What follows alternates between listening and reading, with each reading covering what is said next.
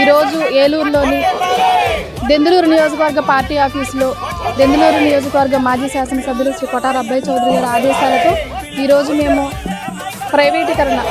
ప్రభుత్వ కళాశాలల ప్రైవేటీకరణను నిరసిస్తూ కోటి సంతకాల సేకరణ పోస్టర్ని రిలీజ్ చేయడం జరిగింది.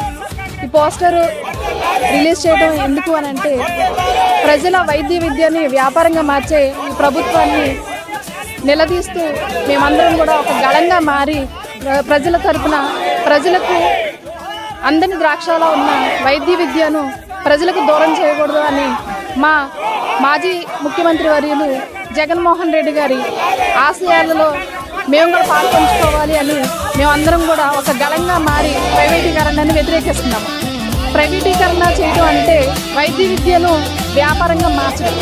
వ్యాపారం ధనికుల చేతుల్లోకి వెళ్ళింది అని అంటే పేద విద్యార్థులకు వైద్య విద్యలో కలగానే మారిపోతుంది. అందుకని పేద ప్రజలకు అండగా నిలబడాలి, పేద ప్రజలకు విద్యను అందించాలి అనే దృఢ సంకల్పంతో మా వైఎస్ఆర్ పార్టీ గళం ఇప్పి ప్రైవేటీకరణని తీవ్రంగా వ్యతిరేకించడం జరుగుతుంది.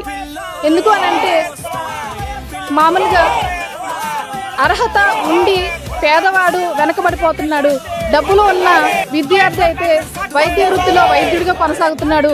ప్రతిభ ఉన్న విద్యార్థులు వెనకబడిపోయి వైద్య విద్యకు దూరంగా ఉంటున్నారు. కాబట్టి మన భవిత ఎలా ఉంది, మన ఆరోగ్య భవిత కోసం అలాగే యువత కోసం మేమందరం పోరాటం చేసి ప్రైవేటీకరణ ఆగే వరకు కూడా ఈ ఉద్యమం కొనసాగిస్తామని తెలియజేసుకుంటూ